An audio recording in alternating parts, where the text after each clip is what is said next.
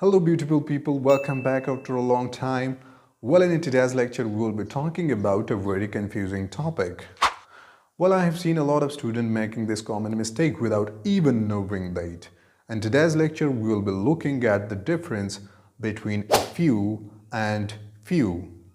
There are some sort of adjectives that we can use before the countable nouns. For example, a few books and few books.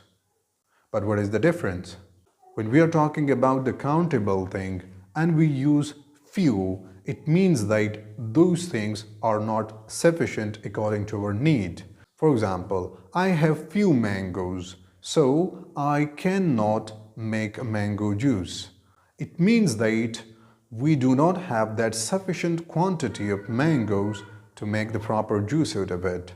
So we will use few. One more example, I always feel loneliness because I have few friends.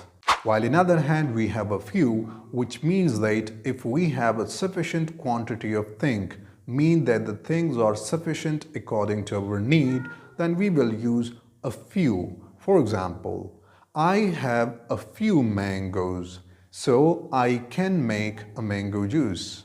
It means that the mangoes are sufficient according to our need, so we will use a few. I do not feel loneliness because I have a few friends. It means that my friends are enough according to my need, so I do not feel any loneliness.